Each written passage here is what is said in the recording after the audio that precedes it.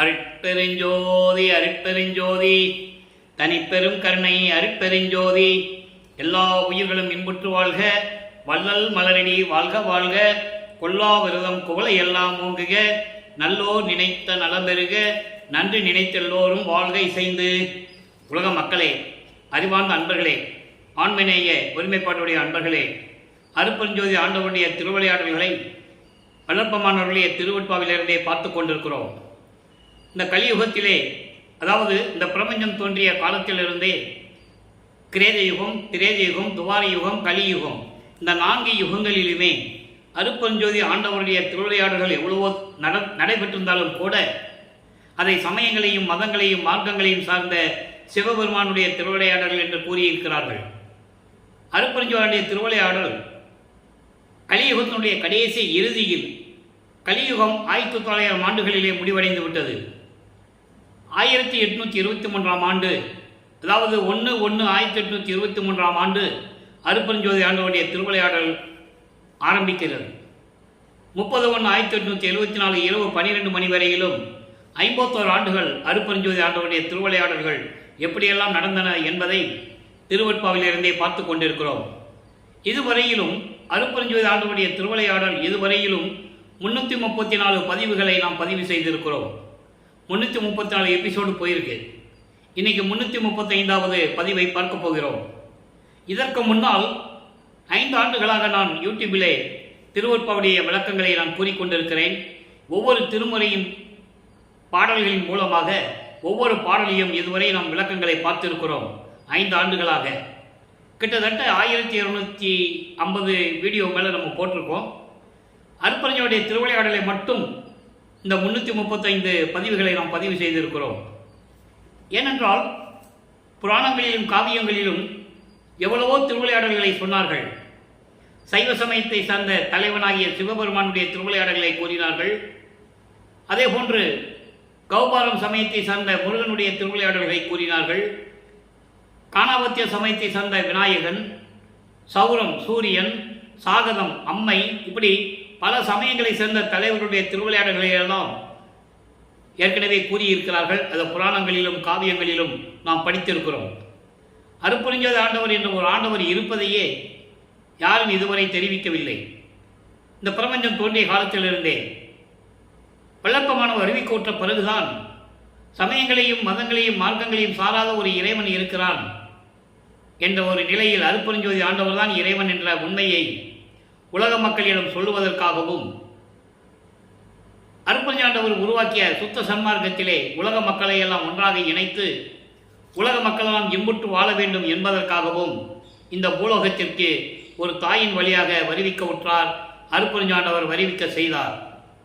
அகத்தை கருத்து புறத்தை வெளுத்திருந்த உலக அனைவரையும் சகத்தை திருத்தி சன்மார்க்கத்தை அடைவித்திட, அதாவது ஏற்கனவே பிரபஞ்சம் தோன்றிய காலத்திலிருந்தே சமயங்களிலும் மதங்களிலும் மார்க்கங்களிலும் சொல்லப்பட்ட நெறிமுறைகளை பின்பற்றி கொண்டு அதையே நடைமுறையில் வாழ்க்கையில் பின்பற்றி கொண்டிருந்த மக்களை எல்லாம் ஒன்றாக திரட்டி அவங்களுக்கு அறிவுறுத்தி அவங்களுடைய அறியாமையை நீக்கி சுத்த சன்மார்க்கத்தை சொல்லி சுத்த சன்மார்க்கத்தில் உலக மக்களை எல்லாம் இணைத்து இறைவன் ஒருவனே என்ற நிலையை உருவாக்க வேண்டும் என்ற நிலையில்தான் சகத்தை சன்மார்க்கத்தை அடைவித்திட அவரும் இகத்தை பரத்தை பெற்று, அப்படி இந்த உலக மக்கள் எல்லாம் இந்த பூலோகத்திலே எல்லா இன்பங்களையும் பெற்று மரணமில்லா பெருவாழ்வையும் பெற்று மகிழ்ந்திடுவதற்கென்றே என்னை முகத்தை இறைவன் வருவிக்க உற்றேன் என்று கூறுகிறார். எதுக்காக இந்த பூலோகத்துக்கு வந்தேன்றதை திருவட்பாவில் நம்ம சொல்லியிருக்கார். உகத்தை என்பது இந்த கலியுகத்தில், இதற்காகத்தான் கலியுகத்தில் நான் வருவிக்க உற்றேன் என்று சொல்லுகிறார். அதனுடைய நிலைகளை திருவட்பாவிலிருந்தே நாம் பார்த்து கொண்டிருக்கிறோம். எப்படி சமயங்களிலும் மதங்களிலும் மார்க்கங்களில் இருந்து கொண்டிருந்தார். அருட்பெருஞ்சோதி ஆண்டவருடைய இந்த 51 ஆண்டு திருவிளையாடல்கள் 1823 ஆண்டு தொடங்கிய திருவிளையாடல் 1874 ஆண்டுகள் வரை இந்த 51 ஆண்டுகளையும் 8 ஆண்டுகளாக பிரித்து தனது மகனுக்கு எப்படி அருளை கொடுத்து கொண்டிருக்கிறார் என்பதை தான் திருவட்பாவிலிருந்தே நாம் பார்த்து கொண்டிருக்கிறோம். ஒவ்வொரு பதிகத்திலிருந்தும் ஒவ்வொரு திருமுறையிலிருந்தும் ஒவ்வொரு பாடல்களிலிருந்தும் அதனுடைய விளக்கங்களை பார்த்து கொண்டிருக்கிறோம். வல்லப்பமானவர்கள் இறைவனால் ஒரு தாயின் கருவறையிலே இருக்க செய்து அந்த தாயின் கருவறையிலே இருக்கும்போது 10 மாதங்கள் எப்படியெல்லாம் இறைவழி திருவிளையாடல் அங்கே நடந்தது என்பதை நாம் ஏற்கனவே தெளிவாக பார்த்து விட்டோம். அதனுடைய ஒரு சுருக்கம். நிறைய விளக்கங்கள் இருக்கிறது, நாம் பார்த்துட்டோம். சுருக்கத்தை சொல்ல வேண்டி இருக்கிறது. ஏன்னா அடுத்த எபிசோடுக்கு போகும்போது, அடுத்த பதிவுக்கு போகும்போது இந்த சுருக்கத்தை சொல்லணும். அப்போ தான் இன்னைக்கு பார்க்குறவங்களுக்கு, புதுசாக பார்க்குறவங்களுக்கு தெரியும். தாயின் கருவறையிலே ஒரு பிண்ட வடிவத்திலே, பௌதிக வடிவம் என்று சொல்லுவார். பௌதிக வடிவத்திலே இருக்கும்போது இந்த கருட்டறை, இந்த இருட்டறை, அதாவது கருவறை இருட்டாக இருக்கிறது என்று கூறும்போது, தன் தந்தையிடம் கூறும்போது, அப்பா தந்தையே என்ன இருட்டில் கொண்டு இது வச்சுட்டு அப்படின்னு சொல்லும்போது தன் மகனுக்கு ஒளி காட்டியதையும் வெளிச்சம் கட்டுறார். மகன் பயப்படுறான்னு சொல்லிட்டு வெளிச்சம் கட்டுறார். அதன் பிறகு தந்தையை பசிக்கிறது என்று கூறும்போது தன் மகனுக்கு அருளமதம் ஊட்டியதையும், இதெல்லாம் கருவறையிலே நடக்குது. நல்லா புரிஞ்சுக்கணும். நீங்கள் தெளிவாக விளக்கங்கள் பாடல்களிலேயும் உண்டு, உரைநடை பகுதியிலும் உண்டு. காத்து வரலையே, உடம்பு புழுக்கமாக இருக்குதே தந்தையை என்று கூறும்போது தன் மகனுக்கு அமுத காற்று வீசியதையும் எல்லாமே நம்ம விவரமாக தெளிவாக பார்த்து விட்டோம். அதன் பிறகு தாயின் கருவறையிலிருந்து வெளியே வரும்போது, இந்த மண்ணுலகை தொடும்போது தேவர்களும் முனிவர்களும் ரிஷிகளும் பிரம்மன் திருமால் போன்ற பதத்தலைவர்கள் எல்லாம் எங்களை ஆளப்போகும் அருள்கடலே வாழ்க என்று வாழ்த்தி வரவேற்கிறார்கள். அதனுடைய விளக்கங்களை எல்லாம், பாடலில் இருக்கின்ற விளக்கங்களை எல்லாம் பார்த்து விட்டோம். அன்பர்களை, நான் ஏற்கனவே கூறியது போல இங்கு கூறப்படுகின்ற கருத்துக்கள் அத்தனையுமே கற்பனை அல்ல, கதைகள் அல்ல. திருவெட்பாவிலே நமக்கு அருளிய பாடல்களிலிருந்து விளக்கமாக பார்த்து கொண்டிருக்கிறோம். பல்லப்பமான் அவர்கள் வருவிக்க விட்டு 203 ஆண்டுகளாகியும் இந்த உண்மைகளை எல்லாம் மக்களிடம் சொல்லாததினால் மக்கள் எல்லாம் அவரை ஒரு துறவி என்று நினைத்துக் கொண்டிருக்கிறார்கள். அப்படிதான் சொன்னாங்க, மேடையில் பேசுகிறவங்க சொன்னாங்க. தமிழ் துறவி, பாடலாசிரியர், எழுத்தாசிரியர், கதையாசிரியர், இப்படி தான் சொன்னாங்களே தவிர அவருடைய வருவிக்க விட்டதை, திருவெட்பாவில் இருக்கின்ற விளக்கங்களை மக்களிடம் யாரும் கூறவில்லை என்பதுதான் உண்மை. அதன் பிறகு இந்த மண்ணுலகை தொட்ட பிறகு 5 மாத காலமாக இருக்கும்போது நமது குழந்தை இறைவனுக்கு 5 மாதம் குழந்தை சிதம்பரத்திலே ஒரு திருவிழாவிற்காக அழைத்து செல்லுகிறார்கள். காமையா பிள்ளையும் சின்னையம்மையார் அவர்களும். அவர்கள் சைவ குலத்தில் இருந்ததனால் இறைவன் தனது மகனை சைவ குலத்திலே அந்த அவர்களுடைய தம்பதியர்களுடைய இல்லற வாழ்க்கையிலே வருவிக்க செய்தார். ஏற்கனவே அவர்களுக்கு பிறந்தவர்கள் குழந்தைகள் 4 பேர், 2 ஆண் 2 பெண். அவர்கள் பிறந்தவர்கள். இவர் வருவிக்க உற்றவர் என்பதை நீங்கள் புரிந்து கொள்ள வேண்டும். வருவிக்க உற்றவர் என்பது, இறைவன் ஒரு காரியத்தை சாதிக்க வேண்டும் என்றால் பூலோகத்திலோ விண்ணுலகத்திலோ எங்க வேண்டுமானாலும் ஒரு காரியத்தை சாதிக்க வேண்டும் என்றால் இறைவனால் வருவிக்க உற்றவர். நல்லா புரிஞ்சுக்கணும். நீங்க அவருக்கு பிறப்பு இறப்பு இல்லை. பிள்ளை பெருமான் அவர்கள் ஒவ்வொரு யுகத்திலேயும் இருந்தவர். தனது மகனுக்கு தன் அருளால் ஒரு ஆண் மகனை பெற்றெடுத்து அவருக்கு செல்வப்பிள்ளை என்று பெயரிட்டு வளர்த்து கொண்டிருக்கிறார். பூலோகத்திற்கே வருவிக்க உற்ற பிறகு ராமையா பிள்ளையும் சின்னையாமையார் அவர்களும் அவர்கள் குல தெய்வமான பின்னலூர் என்ற ஒரு கிராமத்திலே, அது மருதூர் பக்கத்திலே இருக்கு, ராமலிங்கேஸ்வரர் கோயிலிலே அவருக்கு ராமலிங்கம் என்று பெயர் வைத்தார்கள் என்பதை நீங்கள் புரிந்து கொள்ள வேண்டும். அந்த நிலையில் இருக்கும்போது சிதம்பரத்துக்கு எடுத்து சொல்லும்போது அங்கே தன் மகனுக்கு சிதம்பர ரகசியத்தை காட்டுகிறார். சிதம்பர ரகசியம் என்பது சிவரகசியம். சிவரகசியம் என்பது அருட்பெருஞ்சோதி ஆண்டவருடைய சுய ரூபம் வெட்ட வெளியாக காட்டுகிறார். தில்லை தலத்திடையே திரை தூக்க தரிசித்த போது மெய்வகை மேல் காட்டாதே எந்தனக்கே வெளியாய் காட்டிய மெய்புறவா மெய்ப்பொருளை என்று கூறுவார். மெய்வகை மேல் காட்டாதே என்பது உடம்புல எந்த விதமான அணிகலன்கள் அணியாமல், ஆடை அணியாமல் வெளியாக காட்டுவது, அதாவது உருவம் இல்லாமல் வெளியாக காட்டுவது. அப்படி எனக்கு வெளியாய் காட்டிய மெய்புறமாம் மெய்ப்பொருளே. மெய் உறவாம் என்பது எனது உண்மையான தந்தை, உண்மையான இறைவனாகிய இயற்கை உண்மை விளக்க கடவுளாகிய அருட்பெருஞ்சோதி ஆண்டவர் என்று கூறுகிறார். ஆக இறைவன் தன்னுக்கு சிவரகசியத்தை காட்டியதை விளக்கமாக பாடல்களிலே கூறியது விளக்கங்களை எல்லாம் நாம் பார்த்து விட்டோம். அதன் பிறகு சில ஆண்டுகள் கழித்து ராமையா பிள்ளை அவர்கள் காலமான உடனே, இறந்த உடனே அந்த அம்மையார் இந்த 5 குழந்தைகளையும் அழைத்து கொண்டு, இவரையும் சாதாரணமாக உலகில் பிறந்த குழந்தைன்னு அவங்க நினச்சிட்டு இருக்காங்க. அவங்களுக்கு தெரியாது, எல்லாமே மறைப்பு நிலையில் இருக்கிறது. இறைவனுடைய மகன் தன் குடும்பத்திலே தன் வயிற்றிலே இருந்து பிறந்தவன் என்று அந்த அம்மையாருக்கு தெரியாது. நல்லா புரிஞ்சுக்கணும் நீங்க. ஏன்னா இந்த விளக்கத்தை மக்களிடம் யாரும் சொல்லலை, அதனால் தெரியாது. இப்போ திருவன்காடான் வீட்டில் திருவன்காடான் என்பவர் பிற்காலத்தில் பட்டினத்தார் என்று அழைக்கப்பட்டார். திருவன்காடான் வீட்டில் சிவபெருமான் மகனாக பிறந்து வளர்ந்து கொண்டிருப்பார். அதை சொன்னார்கள், மக்களுக்கு தெரிந்தது. புரியுது உங்களுக்கு? அதனால அவங்களுக்கு தெரிஞ்சது. இதை சொல்லவே இல்லை, பிறந்தார்னு சொன்னாங்க, அவ்வளவுதான். அவர் இந்த நிலையில் இருக்கும்போது அந்த அம்மையார் இந்த 5 குழந்தைகளையும் அழைத்துக் கொண்டு பொன்னேரி அருகில் என்ற சின்னக்காவனம் என்ற ஒரு கிராமத்திற்கு அழைத்து சொல்லுகிறார்கள்.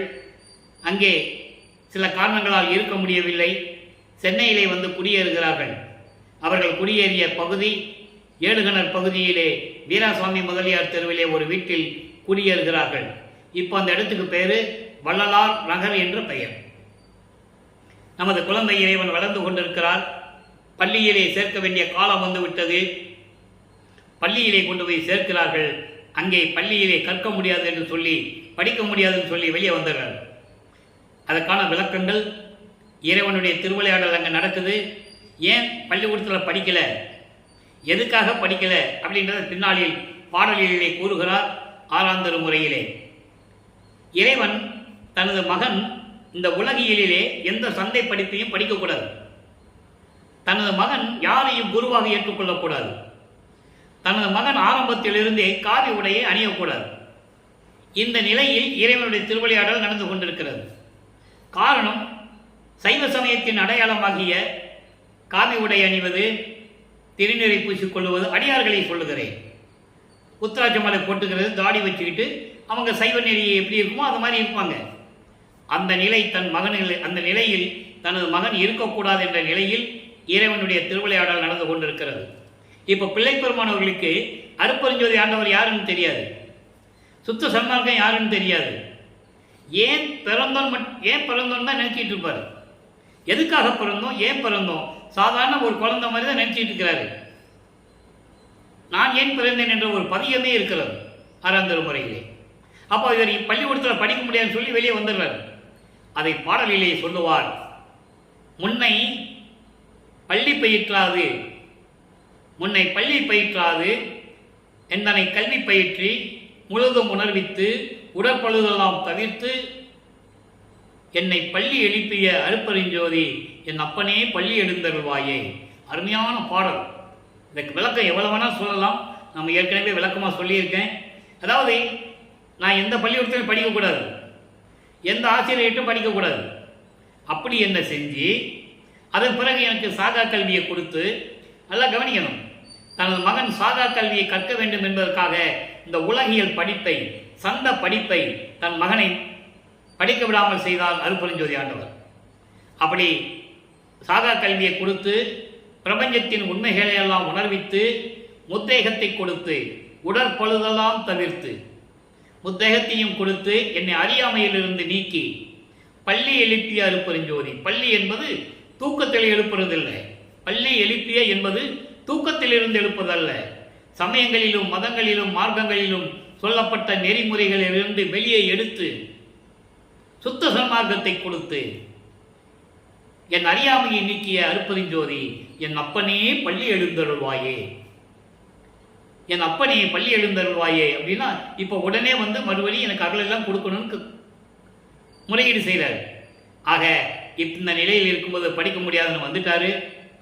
ஒரு குழந்தை பள்ளிக்கூடத்தில் சேர்த்து படிக்க முடியாதுன்னு வந்துட்டா அந்த வீட்டில் எவ்வளவு பிரச்சனை இருக்கின்றது நமக்கு தெரியும். அந்த நிலையில் நமது குழந்தை இறைவன் இருந்து கொண்டிருக்கிறார். அப்போ ஏளன பேச்சுகள், கிண்டல்கள், கேலிகள் இப்படிலாம் நடந்துகிட்டு இருக்கு. அப்போ அவர் மனசு ஒரு தனிமையாக இருந்த நல்லா இருக்குமேன்னு சொல்லி ஒரு தனிமையான ஒரு இடத்தை தேடுகிறார். அப்படி கிடைத்த இடம்தான் கந்தகோட்டம் என்ற ஒரு இடம் சென்னையிலே இருக்கு. அது பூக்கடைன்னு சொல்லுவாங்க. இப்போ அந்த ஏரியாவில் இருக்கு முருகன் கோயில். எல்லாரும் தூங்கி இருக்கும்போது எழுந்திருக்கும்னால அங்கே போயிடுறது. எல்லாரும் தூங்கினதுக்கப்புறம் வீட்டுக்கு வர்றது, சில நேரங்களில் அங்கேயே படுத்துடுறது, இந்த நிலை தொடர்ந்து கொண்டிருக்கிறது.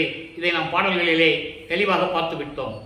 ஆக வல்லபெருமான் அவர்கள் வருவிக்க உற்று திரு அருட்பிரகாச வள்ளலார் என்று மக்களால் அழைக்கப்பட்டவர். உலகியலிலே அவருக்கு வைத்த பெயர் ராமலிங்கம். அருட்பெருஞ்சோதி ஆண்டவர் தன் மகனுக்கு வைத்த பெயர் செல்வப்பிள்ளை. பாடல்களிலே எல்லா விளக்கங்களும் உண்டு. அப்போ இந்த நிலையில் இருக்கும்போது இவர் அங்கே போவது, முருகன் கோயிலில் போய் படுத்துக்கிறது, அங்கே யாராவது என்னப்பா ராமலிங்கம் ஏதாவது பாடுன்னு சொல்லும்போது முருகனை பற்றி பாடுகிறது. இப்படியே அவர் காலம் கடந்து கொண்டிருக்கிறது 8 ஆண்டுகள் வரைக்கும். முதல் 8 முடிஞ்சு போச்சு. 51 ஆண்டு திருவிளையாடலில் முதல் 8 வருஷம் முடிஞ்சிருச்சு. 6 8 48 6ஆக பிரிக்கிறார் அருட்பெருஞ்சாண்டவர். அப்படி ஒவ்வொரு 8 ஆண்டுகளிலும் எப்படி திருவிளையாடல் நடந்தது என்பதை தான் திருவருட்பாவிலிருந்தே பார்த்து கொண்டிருக்கிறோம். இப்போ 8 ஆண்டுகள் முடிஞ்சு போச்சு. அதன் பிறகு 9வது ஆண்டு தொடக்கத்தில் அவர் இருக்கிற அறையிலே தனியாக இருந்து கொண்டு இறைவனை வணங்கி கொண்டிருக்கிறார். நல்லா கவனிக்கணும். இப்போ அவர் சைவ குலத்தில் இன்று வருவிற்கு விட்டதனால் சைவ சமயத்தின் தலைவனாகிய சிவபெருமானை இறைவனாக ஏற்றுக்கொண்டு சைவ சமயத்தின் அடையாளமாகிய திருநூரை பூசிக்கொண்டு உத்தராட்சமாலை போட்டுக்கிட்டு சிவபெருமானே நமச்சிவாயா, ஓம் சிவாயா, சிவாய நமா அப்படின்னு சொல்லி இறைவனை வேண்டிக் கொண்டிருக்கிறார். அதன் பிறகு 9வது ஆண்டு தொடக்கத்தில் அருட்பெருஞ்சோதி ஆண்டவர் தன் மகன் முன் எழுந்தருளி, மகனே, நீ என்னால் வருவிக்க உற்றவன், உன்னால் சில காரியங்கள் எல்லாம் இந்த பூலோகத்திலே நடக்க வேண்டியது இருக்கிறது. உனக்கு முன்பருவம் பின்பருவம் காட்டி அப்பப்போ உனக்கு அருள் செய்வேன் என்று கூறி ஞானத்தை பெற்றுக்கொள் என்று சொல்லி மறைந்து விடுகிறார். அதன் பிறகு இவருக்கு மறைப்பு நிலை ஏற்படுகிறது. அருட்பெருஞ்சோதி இறைவன் என்ற மறைப்பு நிலை ஏற்படுகிறது. மறப்பு நிலையும் ஏற்படுகிறது. மகன் என்ற நிலை மட்டும் அவருக்கு தெரியும். இறைவனால் வருவிக்க உற்றவன் என்ற மகன் நிலை மட்டும் அவருக்கு தெரியும். அதை பாடலிலே கூறுகிறார். ஆண்டாறு 3 ஆண்டிலே ஆட்கொண்ட அருள் கடலே என்று கூறுவார். ஆண்ட 6 3 ஆண்டு என்பது 6 + 3 9. 6ஓடு 3வது ஆண்டிலே ஆட்கொண்ட கருணையின் கடலே என்று கூறுவார். ஆக இறைவன் தன்னை ஆட்கொண்டது 9வது ஆண்டில் என்பதை பாடலிலே விளக்கமாக நமக்கு அருளி இருக்கிறார்கள். இப்போ இறைவனுடைய மகனும் தெரியும், சிவபெருமானை இறைவனாக ஏற்றுக்கொள்ளுகிறார், சைவ சமயத்தின் அடையாளமாக திருநூரை பூசிக்கொள்ளுகிறார். நல்லா கவனிச்சுட்டே வரணும். இதை ஏன் நம்ம தினமும் இது நிலைகளை சொல்றோம்னா, சைவ சமயத்தின் அடையாளம் திருநூர் பூசிக்கணும். அது அவங்களுடைய மரபு, அந்த சமயத்தினுடைய ஒரு நிலை. உத்திராட்சி மாலையை போட்டுக்கிறாரு, சிவபெருமானை வழிபடுகிறார். 1ஆம் திருமறை உருவாகிறது. 9வது ஆண்டிலிருந்து 12 ஆண்டுகளுக்குள் 1ஆம் திருமறை உருவாகிறது. மொத்தம் 8 பதியங்கள், 712 பாடல்கள். அதிலே 6வது பதியமான திருவருள் முறையீடிலிருந்து இறைவனுடைய திருவிளையாடல்களை பார்த்து கொண்டிருக்கிறோம். திருவருள் முறையீடு மொத்தம் 232 பாடல்கள். எல்லா பாடலுடைய விளக்கங்களையும் முழுமையாக பார்த்து விட்டோம். சிவபெருமானை பற்றி பாடி எந்த விதமான பலனும் இல்லை. அதன் பிறகு தந்தையை பற்றி பாடி எந்த விதமான பலனும் இல்லை. அப்பா எதுவும் கொடுக்க மாட்டேன்றாரு, பேச மாட்டேன்றாரு அப்படின்னு சொல்லி தாயை பற்றி பாடுகிறார். வடிவுடைமனை பற்றி பாடுகிறார். வடிவுடைமனைக்கு மாலை உருவாகிறது. மொத்தம் 101 பாடல்கள். எல்லா பாடலுடைய விளக்கங்களையும் நாம் பார்த்து விட்டோம். இப்போ அப்பாவை பற்றி பாடியாச்சு, அம்மா கிட்ட கெஞ்சியாச்சு, எந்த விதமான அருளும் கிடைக்கவில்லை. அதன் பிறகு 13வது ஆண்டு தொடக்கத்தில் ஞானத்தை பெற்ற பிறகு முதலாக அவர்கள் குடியிருந்த பகுதியிலிருந்து, ஏழுகணர் பகுதியிலிருந்து திருவொற்றியூருக்கு தியாகராஜ பெருமானை வழிபடுவதற்காக நமது குழந்தை இறைவன் கால் வலிக்க நடந்து செல்லுகிறார். நல்லா கவனிச்சுட்டே வரணும்.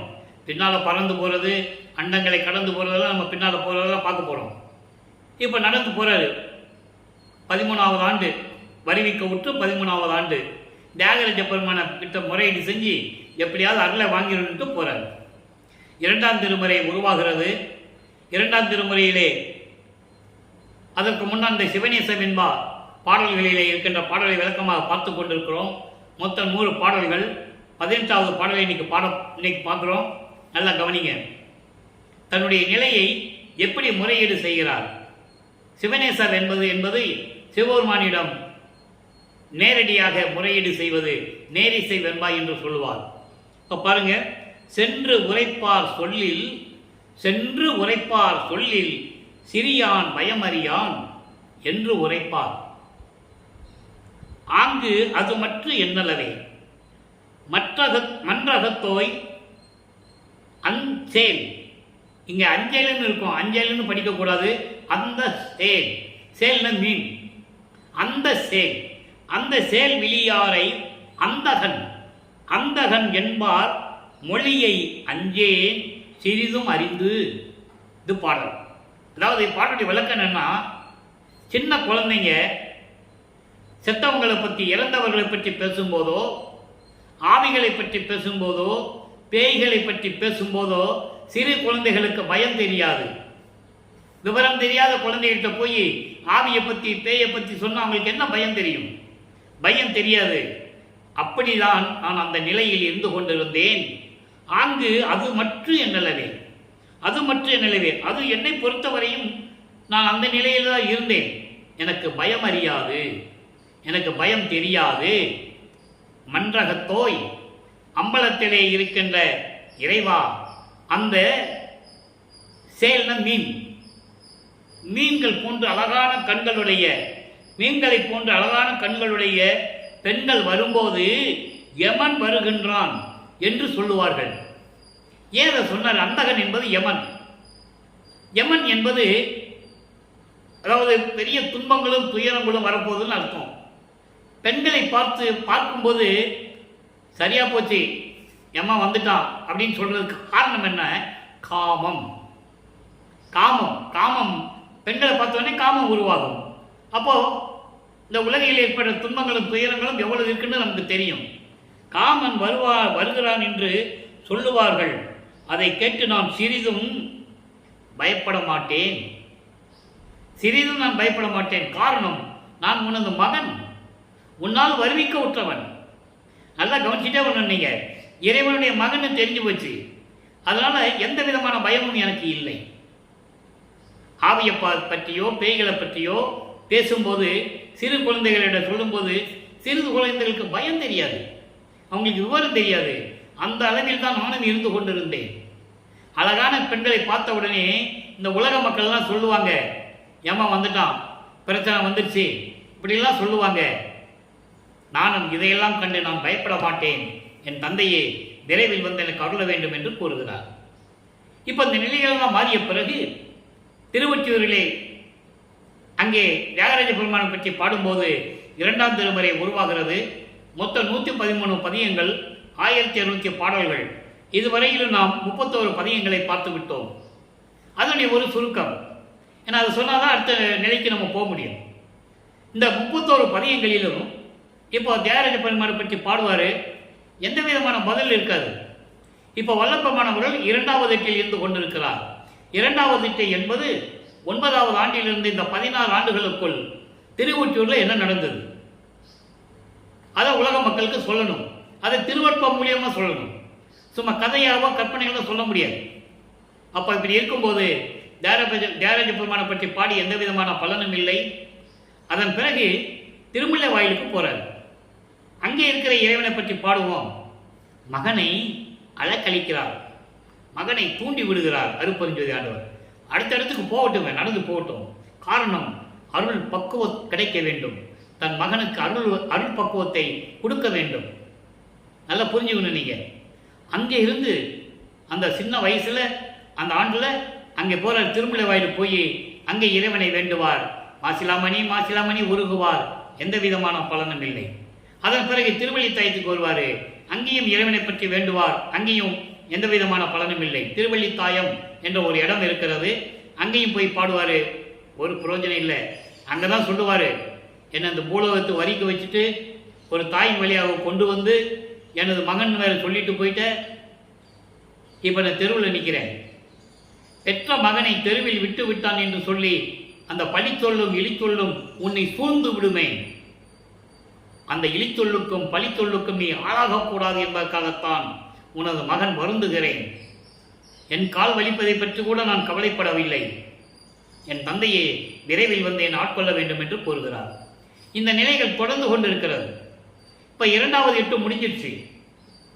அடுத்து கலிமுறையீடு என்ற ஒரு பதிகத்திலே ஒரு பாடல், நல்ல கவனிங்க. கலிமுறையீடு என்பது மனதில் இருக்கின்ற ஏக்கத்தை, தனது துன்பத்தை முறையீடு செய்வது. கலிய நெஞ்சனேன் என்று கூறுவார். அப்படிப்பட்ட நிலையில் இருந்து கொண்டு இறைவன் எப்படி முறையீடு செய்கிறார் பார்க்க போறோம். பாருங்க. இல்லையே என்பது இங்கு இல்லை என்று, இல்லையே என்பது இங்கு இல்லை என்று அருள் நல்லையே நீ அருள் நயந்து நல்கினால் கல்லையே அணைய என் கண்ம நெஞ்சகம் ஒல்லையே வஞ்சம் விட்டு உவக்கும் உண்மையே. அற்புதமான பாடல். அதாவது எதுவுமே இல்லை என்ற அளவுக்கு நீ எனக்கு நல்லா எல்லா அருளையும் நல்ல விதமாக கொடுக்கணும். எதுவுமே இல்லைன்னு நாங்கள் நினைக்கக்கூடாது. அப்போ எதுவும் கொடுக்கலன்னு கூட இந்த குறை இருக்கக்கூடாது. எல்லா அருளையும் நீ எனக்கு கொடுக்க வேண்டும். அப்படி நீ கொடுத்து விட்டால், அப்படி நீ நயந்து நல்கினால், அப்படி விரும்பி எனக்கு நீ கொடுத்தால், கல் போன்ற இந்த மனம் இருக்கிறதே, இந்த மனதில் இருக்கின்ற வஞ்சங்களையெல்லாம் நீக்கிவிட்டு உண்மையிலேயே நான் மகிழ்வோடு வாழ்வேன். உமக்கும் உண்மையே, மகிழ்வோடு நான் இருப்பேன் என் தந்தையே. இனிமே இல்லைன்னு சொல்லாம, எதுவுமே மிச்சமும் வைக்காம எல்லா அருளையும் நீ கொடுக்கணும். அப்படி நீ கொடுத்துட்டேன்னா, அப்படி நீ எனக்கு கொடுத்துட்டேன்னா, இந்த கல் போன்ற மனம் இருக்கிறதே, அந்த மனதில் இருக்கின்ற வஞ்சகத்தை, அந்த கர்ம வினைகளை எல்லாம் நீக்கிவிட்டு நான் உண்மையிலேயே மகிழ்வோடு நான் வாழ்ந்து கொண்டிருப்பேனே இந்த பூலோகத்தில். தந்தையை விரைவில் வந்து எனக்கு அருள வேண்டும் என்று கூறுகிறார். இந்த நிலை 16 வயசுக்குள்ள முடிஞ்சிருச்சு, 16 ஆண்டுகளுக்குள்ள முடிஞ்சிருச்சு. எந்த விதமான பலனும் இல்லை. 3வது எட்டில் அடி எடுத்து வைக்கிறார். மூவட்ட 24. மூவட்ட 24 என்பது 17வது ஆண்டிலிருந்து 24 ஆண்டுகளுக்குள் வருவிக்க உற்று 24 ஆண்டுகளுக்குள் என்ன நடந்தது திருவொற்றியூரிலே, அந்த நிலையை பார்த்து கொண்டிருக்கிறோம். 3ஆம் திருமுறை உருவாகிறது. 3ஆம் திருமுறை 19 பதிகங்கள், 235 பாடல்களை நாம் முழுமையாக பார்த்து விட்டோம். 2ஆம் திருமுறை தான் அதிகமான பாடல்கள். அதன் பிறகு 1ஆம் திருமுறை 1207 பாடல்கள் 2ஆம் திருமுறையிலே. அது ஒவ்வொரு பாடலுக்கும் பொருளை விளக்கம்பட நம்ம சொல்லிக்கிட்டு இருக்கோம். 3ஆம் திருமுறை முடிஞ்சிருச்சு. அதனுடைய விளக்கத்தை நம்ம சொல்லணும். திருவொற்றியில் என்ன நடந்ததுன்னு சொல்லணும். வல்லப்பெருமான் அவர்கள் 24 ஆண்டுகளாக இருக்கும்போது, அதாவது 1847ஆம் ஆண்டு என்னென்ன நடந்தது என்பதை நாம் தெளிவாக பார்த்து விட்டோம். இப்போ இறைவன் காட்சி கொடுப்பாரு. இதுவரைக்கும் காட்சி கொடுக்கல. இப்ப காட்சி கொடுப்பாரு, மறைஞ்சிருவார், பேசுறது இல்லை. அப்போ தேர்ல வச்சு கொண்டு வருவாங்க, வீதி வீதியாக கொண்டு வருவாங்கல்ல, தேரோடு வீதிகள் என்று சொல்லுவார்கள். அந்த காலத்தில் திருவொற்றியூர் தேரோடு வீதிகளை கொண்டது. ஒவ்வொரு தெருக்கும் வரும்போது காட்சி கொடுக்கிறது, மறைஞ்சிடுறது. இவரும் ஒவ்வொரு தெருவாக போய் நிற்கிறது. இப்படியே காலம் போயிட்டு இருக்கு. அப்போ இவருக்கு ஒரு ஏக்கம், அதாவது ஒரு சந்தேகமா இருக்கு. இறைவன் மகன்னு சொல்லியாச்சு, இது வரைக்கும் காட்சி கொடுக்கல, இப்ப காட்சி கொடுக்கிறாரு, பேசுறது இல்லை. ஒருவேளை நம்ம போனாதான் இந்த மாதிரி நிலை நடக்குதோ அப்படின்னு சொல்லி ஒரு நாரையை தூது அனுப்புவார். நாரையும் கிளியும் நாட்டரும் தூது என்ற பதிகத்தில் இருக்கின்ற பாடலுடைய விளக்கங்களை எல்லாம் பார்த்து விட்டோம். தனது மனதில் இருக்கின்ற ஏக்கங்களை, துயரங்களை ஒரு நாரையிடம் சொல்லி தூது அனுப்புவார். அற்புதமான பாடல்கள். நாரையே, நீ போய் தியாகராஜ பெருமானிடம் போய் சொல்லு, என்னை இந்த பூலோகத்திற்கு வருவிக்க செய்துவிட்டு எந்த அருளையும் கொடுக்காம இருக்கிறாரு. நான் தேடி போய் நின்னா பேசுறது இல்லை. எதுக்காக மகனே இப்படியெல்லாம் கஷ்டப்படுறேன்னு ஒரு வார்த்தை கூட பேசுறது இல்லை. அதனால் நீ போய் சொல்லு, உன் மகன் இப்படியெல்லாம் கஷ்டப்பட்டுக்கிட்டு இருக்கான், தூங்குறது இல்லை, சாப்பிட்றது இல்லை, வாயில் கூட படுக்கிறது இல்லை, திடீர்னு எந்திரிச்சு அப்படி இப்படின்னு அலைஞ்சிக்கிட்டு இருக்கிறாப்புல, ஒரு இடத்துல இருக்க முடியல, என்னை தூது அனுப்புனாப்புல, நீ என்ன சொல்கிற, நீ சொல்கிறத வச்சு நான் உன் மகன்கிட்ட போய் பதில் சொல்லணும் அப்படின்னு போய் தூது சொல்லும். ஆனால் பதில் வராது. அதே போல் கிளிகளையே தூது அனுப்புவார், அங்கேயும் பதில் இல்லை. அதன் பிறகு உலகியலிலே இருப்பது போல ஒரு குறத்தி பெண்ணிடம் போய் குறி கேட்பது குறி ஆராய்ச்சி என்ற பதிகம். அதன் பிறகு ஒரு ஜோசியர்கிட்ட போய் ஜோசியம் கேட்கிறது, ஜோதிடன் நாடல் என்ற ஒரு பதிகம், இப்படி பல பதிகங்களுடைய விளக்கங்களை நாம் தெளிவாக பார்த்து விட்டோம். இறுதியாக 19வது பதிகத்தில் இவரை பார்த்து தியாகராஜ பெருமான் எப்படி தெருவழியாக ஓடுகிறார் என்பதையும், இவரும் பின்னாலேயே ஓடி ஓட்டத்தை பிடிக்க முடியவில்லை என்று சொல்லுவதையும், கடைசி பதிகமான காதல் மாற்று என்ற பதிகத்திலே இருக்கின்ற பாடலுடைய விளக்கங்களை எல்லாம் பார்த்து விட்டோம். அப்போ அங்கே இருக்கவங்க கேட்பாங்கல்ல, அதுக்கு தனித்தனி பாடல்கள் உண்டு. எப்படி கேட்டாங்க, இவர் எப்படி பதில் சொன்னார், ஒவ்வொரு பதியத்தும் பாடல்கள் விளக்கம் உண்டு. அதை நான் சுருக்கமாக சொல்லுகிறேன். ஏற்கனவே நம்ம தெளிவாக பார்த்துட்டோம், இப்போ அதனுடைய சுருக்கத்தை சொல்ல வேண்டியிருக்கு. அப்போ இவர் தெருவழியாக ஓடும்போது அங்கே இருக்கிறவங்க பார்ப்பாங்கல்ல, ஏன்னா அங்கேயே இவரை பார்த்து பார்த்து பழக்கப்பட்டவங்க, ஏன் ராமலிங்கம் தெருவழியாக ஓடுறான், எதுக்காக ஓடுறான்னு சொல்லி நிப்பாட்டி கேட்பாங்க. அப்போ சொல்லுவார், சிவபெருமானை என்னை பார்த்து ஓடுறாரு தியாகராஜ பெருமானே, நான் பின்னால் ஓடுனேன், அவர் ஓட்டத்தை பிடிக்க முடியல, ஏன் ஓடுறாருன்னு தெரியல அப்படின்னு சொல்லுவார். காரணம் அதனுடைய விளக்கங்களையும் நம்ம ஏற்கனவே சொல்லியாச்சு. இப்போ 24 ஆண்டுகள் தான் ஆகுது. 51 வருஷத்தில் 24 வருஷம் போச்சுன்னா இன்னும் 27 வருஷம் பாக்கி இருக்கு. இப்போ இவங்ககிட்ட சிக்கக்கூடாதுன்னு அவருக்கு தெரியும். ஏன்னா கேட்குற கேள்விக்கு பதில் சொல்ல முடியாது, பிடிச்சு வச்சுக்குவான். அப்புறம் 27 வருஷம் திருவிளையாடல் பண்ண முடியாது. அந்த நிலையில் அந்த திருவிளையாடல் நடக்குது. அப்போ அங்கே இருக்கிறவங்க கேட்பாங்க, இவர் சொல்லுவார். அவங்க உடனே கிண்டல் பேசுவாங்க, கிண்டலாகவும் ஏளனமாகவும் பேசுவார்கள். என்ன ராமலிங்கம் சொல்கிற, இதெல்லாம் நம்பக்கூடிய மாதிரியா இருக்கு, கலியுகத்தில் இதெல்லாம் நடக்குமா? அப்போ கலியுகம் நடந்துகிட்டு இருக்கு. 1847 வருஷம், 1900 தான் கலியுகம் முடியுதுன்னு வல்லப்பம்மன் கூறியிருக்கிறார். அப்போ அந்த 1847ஆம் ஆண்டு என்ன நடந்தது என்பதை அந்த பாடலில் நம்ம பார்க்குறோம். அப்போ இவர் பதில் சொல்லுவார், நீங்கள் என்ன சொன்னாலும் சரி, அவங்க சோறு இல்லை பிச்சை எடுக்கலான்னு சொல்கிறீங்க, இருக்க இடம் இல்லை சுடுகாட்டில் படுத்துக்கலான்னு சொல்கிறீங்க, அந்த எரிந்த பிணத்தினுடைய சாம்பலை உடம்பெல்லாம் பூசிக்கிறான்னு சொல்கிறீங்க, நீங்கள் என்ன சொன்னாலும் சரி, அவன் மீது உள்ள காதலை, நான் கொண்டுள்ள காதலை என்னால் கனவில் கூட மறக்க முடியாதுன்னு சொல்லுவார். என்றாவது ஒரு நாள் அவன் அருளை நான் பெற்று விடுவேன் என்று கூறுவார். இந்த நிலைகள்லாம் முடிஞ்சிடுச்சு. இப்போ 4வது எட்டில் அடி எடுத்து வைக்கிறார். 4×8 = 32. இந்த 24 ஆண்டுகளுக்கு மேலே 25வது ஆண்டிலிருந்து, வருவிக்க உற்ற 25வது ஆண்டிலிருந்து 32 ஆண்டுகளுக்குள் என்ன நடந்தது? வல்லற்பமானுக்கு வயது இல்லை சொல்லுவாங்க, வயசு இந்த வயசு அந்த வயசுன்னு சொல்லுவாங்க. அது உலகில் சொல்றவங்களுக்கு அவங்களுக்கு விளக்கம் தெரியாது. வருவிக்க உற்றவருக்கு ஏது வயது, இறைவனுடைய மகனுக்கு ஏது வயது, நல்லா புரிஞ்சுக்கணும். நீங்க மற்றெல்லாம் வயசு சொன்னாங்களா? நல்லா நினைச்சு பாருங்க. சிவபெருமான் நெற்றி கண்ணிலிருந்து முருகன் வரவழைக்கப்பட்டான் இல்லையா? ஏதோ ஒரு காரியங்களுக்காக, ஏதோ ஒரு தத்துவத்தின் அடிப்படையில் ஒரு நிகழ்ச்சி நடக்கணும், அதுக்கு ஒரு ஆள் வேணும், அதுக்கு முருகனை கொண்டு வந்தார். இது நம்ம புராணங்களை படிச்சிருக்கோம். முருகனுக்கு இத்தனை வயசுன்னு சொன்னாங்களா? இத்தனை வயசுல இப்படி இருந்தாரு, இத்தனை வயசுல கல்யாணம் பண்ணாரு, இத்தனை வயசுல போய் அசுரங்கிட்ட போய் போர் செஞ்சாரு அப்படின்லாம் சொன்னாங்களா? இல்லை. வயதை பற்றி குறிப்பிடவில்லை. பிள்ளையாருக்கும் வயது பற்றி குறிப்பிடவில்லை.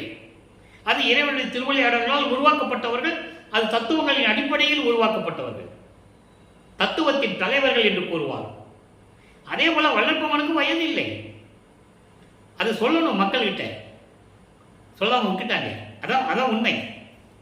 அவரே சொல்றாரு, அகவல் படிக்கிறாங்க, அருப்பறிஞ்சது அகவலே சொல்றாரு, ஊழி ஒரு ஊழி புலப்பராது ஓங்கி வாலி என்று எனக்கு வாய்த்த நன்னிதியே. இது அகவல்.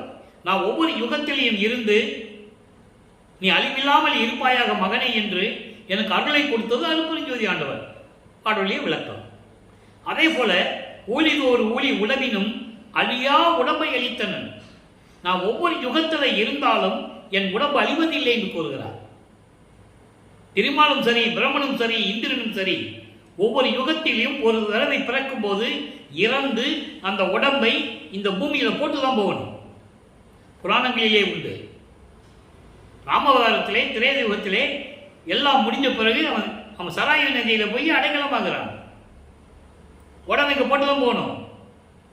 துவார யுகத்திலே பாரத போர் முடிஞ்ச உடனே கிருஷ்ணன் தன் உடம்பை இங்க போட்டுதான் போகணும் மண்ணுல.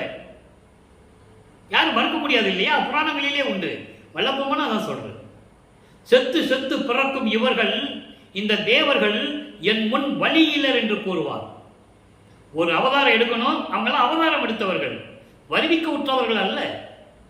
அவதாரம் எடுக்கின்றவனுக்கு பிறப்பு இறப்பு உண்டு என்பதை நீங்கள் புரிந்து கொள்ள வேண்டும். இந்த உண்மைகளை சொல்வதுதான் திருவருட்பா. அந்த நிலையை பார்த்து கொண்டிருக்கிறோம். இப்போ வல்லப்பெருமான் அவர்கள் 27வது ஆண்டு தொடக்கத்தில், வருவிக்க உற்று 27வது ஆண்டு தொடக்கத்தில் அவருக்கு கல்யாணம் பண்ணணும்னு சொல்றாங்க. அங்க ஒரு திருவிளையாடல் நடக்கு, இறைவனுடைய திருவிளையாடல். இப்போ வல்லப்பெருமானுக்கு சுத்த சன்மார்க்கம் இருக்கிறது தெரியும், இன்னும் வாங்கல. நல்லா கவனிக்கணும். இன்னும் சுத்த சன்மார்க்கம் அவங்க அப்பா கிட்ட இருந்து வாங்கல, சாகா கல்வியை கத்துக்கல. அருப்பஞ்சாண்டவர் தான் இறைவன் தெரியும். இப்போ சமயங்களையும் மதங்களையும் மார்க்கங்களையும் விடணும். அதுக்கு முன்னால ஒரு திருவிளையாடல். சம்பிரதாயப்படி சமயங்கள் மதங்கள் மார்களுடைய சம்பிரதாயப்படி அவருக்கு திருமணம் நடக்கணும். இது ஏற்கனவே நிர்ணயிக்கப்பட்டது. எல்லாம் ஸ்கெட்சு போட்டு தான் வராங்க பூலோகத்துக்கு. அப்போ இவர் தாலி கட்ட போற பெண்ணு தனப்பொழி அம்மையார் இவருக்கு உறவுக்கார பெண்ணாக பூமியில பிறக்கிறாங்க. அவர் பிறந்தவர், நல்லா புரிஞ்சுக்கணும், அவர் பிறந்தவர் இந்த பூலோகத்தில் இருந்து அந்த காலம் முடியவரை இருந்து இறைவனடி சேர வேண்டும். அப்போ அந்த அம்மாவுக்கு உண்டான மோட்ச வீட்டை காட்டணும். அந்த அம்மாவுக்கு ஏற்பட்ட சங்கீதம், பிராரத்தம், அகாமியம் போன்ற கர்ம வினைகள்லாம் நீக்கி விமோசனத்தை கொடுக்கணும். அதுக்காக தான் அந்த அம்மா இவர் வருவிக்க உற்ற குடும்பத்தில் பிறக்கிறாங்க. அப்போ அந்த பெண்ணிற்கு, அந்த அம்மையாருக்கு இவர் தாய் மாமன் ஆகிறார். புரிஞ்சுக்கிட்டீங்களா? உறவு முறையில் தாய் மாமன் ஆகணும். அப்போ தாய் மாமன் அக்கா பொண்ணை கல்யாணம் பண்ணணும். அந்த நிலை நடந்து கொண்டிருக்கிறது. அப்போ இவர் முதல்ல முடியாதுன்னு சொல்லுவார். ஏன் முடியாதுன்னு சொல்கிறான்னு சொல்லும்போது அங்கே இருக்கிறவங்க சொல்லுவாங்க, ராமலிங்கம் தினமும் திருவொற்றியூரில் ஒரு சாமியாரை பார்த்து பேசிகிட்டு இருக்காங்க, அவர் சொன்னால் இவர் கேட்பார். அவர் யார் அந்த சாமியார்? அருப்பஞ்சோதி ஆண்டவர். தந்தையிடமிருந்து அனுமதி வாங்க வேண்டும். ஒரு பாடலில் சொல்லுவார், சுந்தரனுக்கு மட்டும் 2 கல்யாணம் பண்ணேன், எல்லாரும் கல்யாணம் பண்ணாங்க, எல்லாரும் போய் ஆசீர்வாதம் பண்ணேன், என் கல்யாணத்துக்கு ஏன் வரலன்னு கேட்பார். வராததுனால கேட்பார். அந்த நிலையை இப்போ நம்ம பார்த்துட்டு இருக்கோம். அப்போ அந்த கல்யாண மேடையிலே திருமண ஏற்பாடுகள் நடந்து கொண்டிருக்கிறது. அப்பா கிட்ட இருந்து அனுமதி வாங்கியாச்சு. மகனே நீ தாலி கட்டிப்பா, அதெல்லாம் ஒன்றும் இல்லை, தாலி கட்டிக்கோ அப்படின்னு சொல்கிறாரு. மக்களுக்கு தெரியாது, அந்த சாமியார் யாருன்னு தெரியாது, ஏன் இவர் கட்டிக்கோன்னு சொல்கிறான்னு தெரியாது. ஏதோ சாமியார் சொன்னாலும் கேட்டான், அந்த வகையில் அவங்க சந்தோஷப்படுறாங்க. யார் சொல்லி கேட்காத ஆள் இந்த சாமியார் சொன்னால் கேட்டாச்சே அப்படின்னு அவங்க சந்தோஷப்படுறாங்க. அப்போது திருமண நிகழ்ச்சிகள் நடந்து கொண்டு இருக்கிறது, மக்கள் எல்லாம் இருக்கிறாங்க. இங்கே தான் கவனிக்கணும், பிரம்மன், திருமால் போன்ற பதத்தலைவர்கள், வானவர்கள், முனிவர்கள், ரிஷிகள், சத்தர்கள், சக்திகள் எல்லாமே அங்கே நிற்கிறாங்க, அங்கே இருக்கிறாங்க இவரை வாழ்த்துவதற்கு. மக்களுக்கு, கண்களுக்கு தெரியாது, மானிட பிறவிகளுக்கு தெரியாது. நீங்கள் சினிமாவில் கூட பார்த்துருப்பீங்க அந்த நிகழ்ச்சிகள் எல்லாம். வானத்திலிருந்து வர்றது, மலர் தூவி வாழ்த்துறது எல்லாம் நடந்துகிட்டு இருக்கும் இல்லையா? அதே மாதிரி தான் நடக்குது. அப்போ இவர் தேடுறாரு அந்த கூட்டத்தில், அப்பாவும் அம்மாவும் மாறு வேஷத்துலையாவது உட்கார்ந்துருக்காங்களான்னு தேடுறாரு. இல்லை, மனசு வருத்தப்படுது. தன் மகன் வருத்தப்படுவான் என்று சொல்லி அன்று இரவு 2 குதிரை மாட்டின தேரில் அருப்பஞ்சாண்டவரும் சிவகாமி வள்ளி தன் மகனை வாழ்த்திவிட்டு சென்றதை பாடலிலே விளக்கமாக பார்த்து விட்டோம். இப்போ அந்த திருவிளையாடல் முடிஞ்சிச்சா? இப்போ சமயங்களையும் மதங்களையும் மார்க்கங்களையும் சொல்லப்பட்ட நெறிகளை விட வேண்டும். சைவ சமயத்தின் அடையாளமாகிய திருநீர் பூசுவதை நிறுத்த வேண்டும். உத்தராட்சி மலை போடுறதை கழட்டி போடணும். எல்லாம் போட்டாச்சு, வெள்ளாடை அணிஞ்சாச்சு, முக்காடு போட்டாச்சு, ரூமுக்குள்ளே உட்காந்து, அறைக்குள்ளே உட்காந்து தாப்பா போட்டாச்சு. இனிமேல் நான் எங்கேயும் போகிறதில்லை. திருவொற்றியூர் திருமலவாயில், அங்கே திருவள்ளித்தாயம், அங்கே ஏற்கனவே முடியாதுன்னு சொல்லிட்டு வந்துட்டாரு. இப்போது திருவொற்றியூருக்கும் போக முடியாதுன்னு சொல்லி கதவை சாத்தி தாப்பா போட்டு உள்ளே உட்காந்துட்டார். அழகான பாடல்கள், அருள் பிரகாச மாலை 100 பாடல்களில் சொல்கிறாரே, அவங்க அப்பா எப்படி தெருவில் கால் வலிக்க நடந்து பூட்டின கதவை திறந்து ஒரு கால் உள்ளே வச்சு ஒரு கால் வெளியே வச்சு என்னை கூப்பிட்டு எப்படி அருளை கொடுத்தார் என்பதை முழுமையாக பார்த்து விட்டோம். அதனுடைய ஒரு சுருக்கம். இப்போ மகன் ரூமை பூட்டின உடனே அப்பா வந்துட்டார். விண்ணுலகத்திலிருந்து பூலோகத்துக்கு வராரு. அப்படியே போனால் மகனுடைய கோபம் அடங்காதுன்னு சொல்லி மகன் சாந்தம் அடைய மாட்டான் என்று சொல்லி வல்லப்பெருமானுக்கு பயங்கர கோபம் வரும். நல்ல கோபக்காரர் அவர். மகனுடைய கோபத்தை அடக்கணும், அவன் மனசு சாந்தமடைய வேண்டும். ஏனென்றால் 32 ஆண்டுகள் அவனை காக்க வைத்து விட்டோமே. ஒரு தாயின் கருவறையிலே இருக்க வச்சு 10 மாதம் இருக்க வச்சு அவனை வெளியே கொண்டு வந்து 32 ஆண்டுகள் வரைக்கும் அவனை அலக்கழித்து விட்டோமே. அப்போ அவன் கோபம் நியாயமானது தானே. அதனால் நம்ம நேரடியாக போகக்கூடாது, தெருவிலே நடந்து போகிற மாதிரி போய் காலை காட்டணும். பாரு, கால் வலிக்க நடந்து வந்தேன்னு சொல்லணும். அப்போதான் மகன் சாந்தமடைவான் என்று சொல்லி தெருவிலே கால் வலிக்க நடந்து வருகிறார். அதை பாடல்களிலே கூறுவார், அற்புதமாக இருக்கும். 100 பாடல்கள் உண்டு. வந்து மகனை அழைத்து ஒரு காலை உள்ள வச்சு ஒரு காலை வெளியே வச்சு கூப்பிட்டு, ஏன் வீட்டுக்குள்ளே போகல, அதுக்காக விளக்கத்தையும் சொல்லியாச்சு. போனோம்னா இவர் பிளான் பண்ணுவார். அப்பா வந்த உடனே உள்ளே வர சொல்லி பூட்டி ரெட்டை தாழ்பா போட்டு அவனை வெளியே விடக்கூடாது அப்படின்னு இவர் பிளான் பண்ணுவார். இவர் பிளான் பண்ணது அவருக்கு தெரிஞ்சிடும், தெரியும்ல. அதனால ஒரு கால் உள்ள வச்சு ஒரு காலை வெளியே வச்சு தான் மகனை கூப்பிடுவார். இவர் இழுக்கவும் முடியாது, உள்ளவான்னு. அப்போ அருளை கொடுக்கிறார். எல்லா அருளையும் பெற்றுக்கொண்டார். ஏமசித்திலிருந்து, முத்தேகத்திலிருந்து, மரணமில்லா பெருவாழ்விலிருந்து எல்லாம் வாங்கியாச்சு. நீ சுத்த சன்மார்க்கத்தை மகனுக்கு கொடுக்கணும், சாகா கல்வியை கற்றுத்தரணும். இது ரெண்டும் சத்தியஞான சபையிலே சுத்த சிவஞான வெளியிலே வச்சு தான் கொடுக்கணும். ஆக அந்த நிலையில் இருக்கும்போது அவர் விண்ணுலகம் சென்று விடுகிறார். சுத்த சிவஞான வழிக்கு தனது மகன் அருப்பெருஞ்சோதி ஆண்டவராகிய வல்லப்பெருமானவர்கள் தத்துவங்களை கடந்து, அண்டங்களை கடந்து, வெளிகளை கடந்து தெளிவாக சொல்லுவார். எல்லாமே பாடல்கள் உண்டு. இது மறைப்பதற்கோ பொய் சொல்வதற்கோ இடமே இல்லை. எல்லா பாடல்கள் உண்டு, விளக்கமான பாடல்கள். தத்துவங்களை தனித்தனியாக கடந்தேன், தத்துவாதீத மேல்நிலையில் சித்தியல் முழுதும் தெரிந்தேன். தத்துவங்களை கடக்கும் போதே எல்லா சித்திகளுடைய நிலை தெரிந்து விட்டது. சரிய கிரிய யோகம் என்ற 12 நிலைகளை கடக்கும் போது எல்லா நிலைகளும் தெரிந்து விட்டது. ஏனென்றால் அது மதங்களையும் மார்க்கங்களையும் சமயங்களையும் சார்ந்த நிலைகள். 12 நிலைகள். உருவ வழிபாடு சரியை, அதே உருவத்திற்கு வேள்வி வளர்த்து மந்திரங்களை சொல்லி வழிபடுவது கிரியை.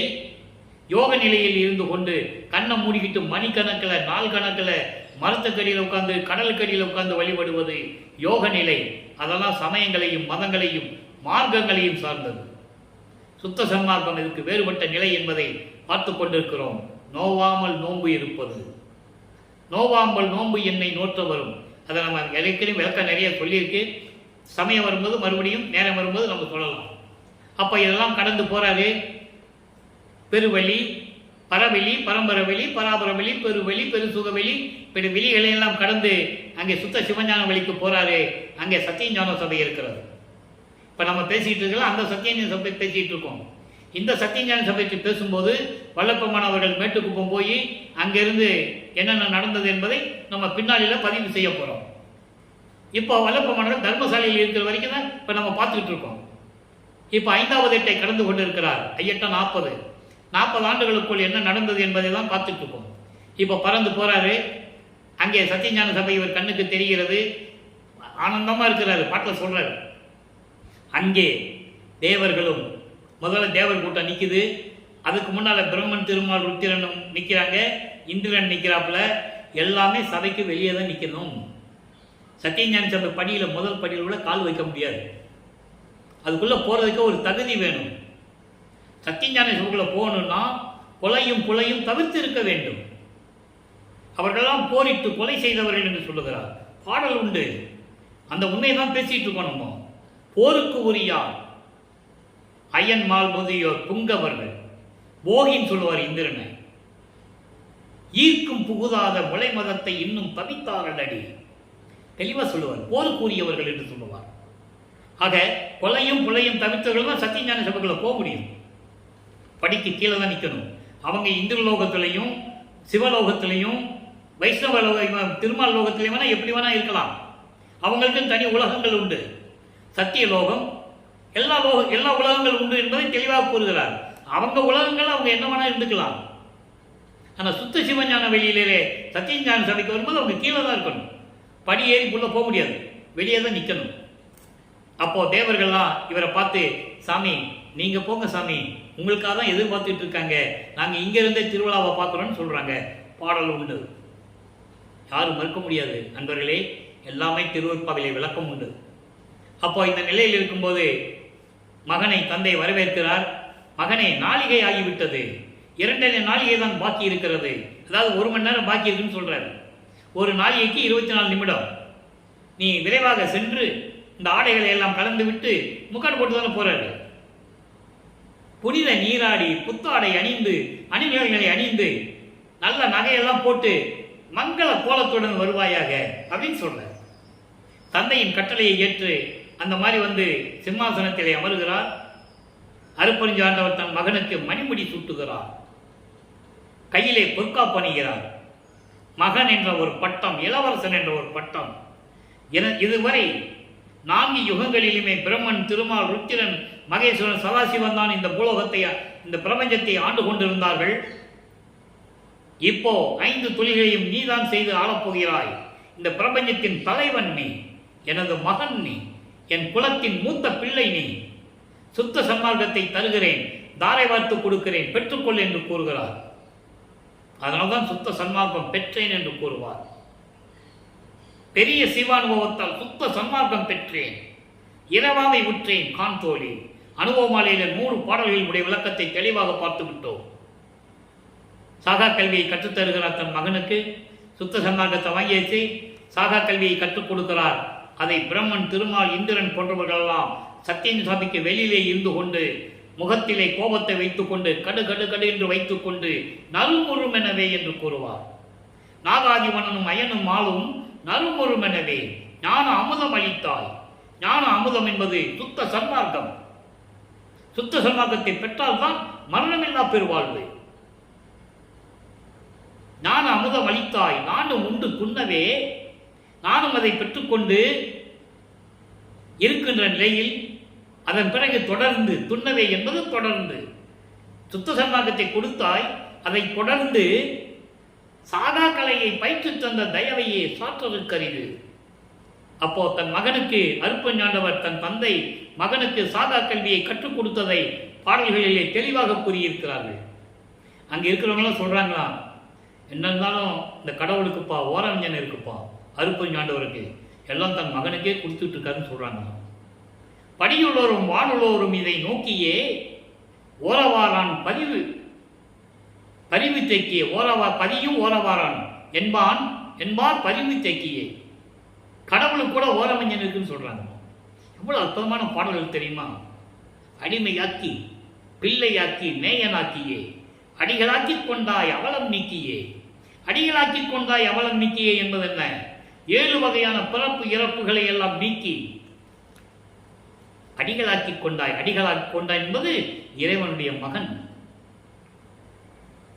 படியுள்ளவரும் வானுள்ளவரும் இதனை நோக்கியே இந்த பூலோகத்திலும் விண்ணுலகத்திலும் இருக்கு. இதை பார்த்துக்கிட்டு பதியும் ஓரவாரான் என்பான் பரிவி தேக்கியே. கடவுளுக்கு கூட ஓரவஞ்சன் இருக்குன்னு சொல்றாங்க. அந்த நிலைகள் எல்லாம் முடித்துவிட்டு வல்லப்பன் அவர்கள் நேரடியாக சிதம்பரத்திலே எழுந்து அருளுகிறார் என்பது அங்க ஒரு திருவிளையாடல். இவர் கரும்புலியில தங்கணும்ல, அவருக்கு ஒரு இடம் வேணும்ல, இதெல்லாம் ஸ்கெட்சு போட்டது ஏற்கனவே, எல்லாம் வெல் பிளான்டு. அங்கே கரும்புலியுடைய அந்த வீட்டு ஓனர் வெங்கட ரெட்டியார் அங்கே பேசிட்டு இருக்காரு. எங்கே? சிதம்பரத்தில் வச்சு பரசுராமன் கிட்ட பேசிட்டு இருக்காரு. பரசுராமன் யாருன்னா, இவர் வறுமைக்கு உற்ற குடும்பத்திலே அவர் பிறந்தவர். உலகியலிலே உறவு முறைக்கு அண்ணன் உறவு முறை நல்லா புரிஞ்சுக்கணும் நீங்க. அவங்க பேசிட்டு இருக்காங்க. தம்பியை பார்த்த உடனே அவங்களுக்கு வரும் சந்தோஷம். தம்பி தான் அவங்களுக்கு தெரியும், இறைவன் அவங்களுக்கு தெரியாது இல்லை. நல்லா புரிஞ்சுக்கணும். உடனே இவர் என் தம்பி தான், கல்யாணம் பண்ணி வச்சோம், வாழ முடியாது வந்துட்டான், ஆன்மீகத்திலேயே நாட்டம் கொண்டு வந்துட்டான், நீங்கள் உங்கள் வீட்டில் கொண்டு வச்சுக்காங்களேன்னு சொல்ல அவரை கூட்டு வர்றாரு. இப்படி வந்தது தான் கரும்புலிக்கு. அது இறைவனுடைய திருவிளையாடல். அப்போ கரும்புலியில ஒரு அறையை ஒதுக்கி கொடுக்குறாங்க. அங்கே உட்கார்றாரு.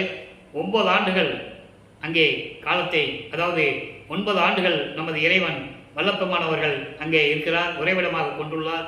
அங்கே இருக்கும்போது தந்தையும் மகனும் எப்படி உரையாடினார்கள், அருப்பெருஞ்சாண்டவரும் மகனும் எப்படி உரையாடினார்கள் என்பதை பாடல் மூலமாக பார்த்து விட்டோம். இப்போ ஜீவகாரணி ஒழுக்கம் உருவாகணும். அது ஜீவகாரணி ஒழுக்கம் உருவாகணும்னா ஒரு இடம் வேணும், தர்மசாலை அமைக்கணும், பசியோடு அவர்களுக்கு சோறு போடணும், உணவு கொடுக்கணும் இல்லையா? ஜீவகாருண்ய ஒழுக்கம் என்ற ஒரு நிலையை உருவாக்கியதே பிரபஞ்சத்தில் வல்லப்பமான ஒருத்தர் தான், வேறு யாரும் கிடையாது. பிரம்மன், திருமால், ருத்திரன்களுடைய திருவிளையாடல் எவ்வளவோ நடந்தது. ஜீவகாருண்ய ஒழுக்கத்தை யாரும் சொன்னதில்லை. ஒவ்வொரு யுகத்திலும் போரிட்டார்கள், மக்களை கொலை செய்தார்கள், கொலை உண்டார்கள். நிறைய பாடல்கள் உண்டு. அதற்குள்ள போனோம்னா நமக்கு நேரம் பத்தாது, நேரம் கடந்து கொண்டு இருக்கிறது. அப்போ இந்த நிலை மாற வேண்டும் என்பதற்காக வடலூரிலே பார்வதிபுரி மக்கள் அளித்த அந்த இடத்திலே 23/5/1867 ஆண்டு தர்மசாலையை உருவாக்கி அன்றே அணை அடுப்பை மூட்டி உணவை சமைத்து பசியோடு வருகின்ற ஜீவர்களுக்கு பசியை போக்கிக் கொண்டிருக்கிறார். நம்மளையெல்லாம் படைத்து காத்து கொண்டிருக்கின்ற இறைவனாகிய வல்லப்பமானவர்கள். அதன் பிறகு சங்கராச்சாரியார் வந்தது, அற்புதங்களை நிகழ்த்தி காட்டியது. 1869 ஆண்டு மஞ்சக்குப்பத்திலே திருவொற்பா மறுப்பா என்று அறிவிக்க வேண்டும் என்ற வழக்கை வென்றெடுத்து நீதிபதி அப்படியெல்லாம் அறிவிக்க முடியாது, திருவொற்பாதான் மக்களுக்கு ஏற்றது என்ற மகத்தான தீர்ப்பை அளிக்கிறார். அதை பெற்றுக்கொண்டு தர்மசாலையிலே அமர்ந்து கொண்டிருக்கும் போது எப்படியெல்லாம் இங்கே நிலைகள் நடந்தது. உத்தரஞான சிதம்பர மாலை, நடராஜபதி மாலை, சர்க்குருமணி மாலை எல்லாம் பாடலுடைய விளக்கங்களை முழுமையாக பார்த்து விட்டோம். இப்போ வல்லப்பமானவர்கள் 48வது ஆண்டில் இருந்து கொண்டிருக்கிறார், தர்மசாலையிலே இருந்து கொண்டிருக்கிறார். தர்மசாலை என்பது பசியை போக்குற மட்டுமல்ல, சுத்த சன்மார்க்க நெறிகளை கொண்ட இடம். சாலை என்பது 2 வகையாக உண்டு. தர்மசாலை என்பது பசியோடு வருகின்றவர்களுக்கு பசியாற்றிக் கொள்வது ஒரு சாலை. அதன் பிறகு மற்றொரு சாலை என்பது சுத்த சன்மார்க்க நெறிகள் உருவாக்கின சாலை. அதனால் சாலை வழியாக சபைக்கு வரவும் என்று கூறுவார்.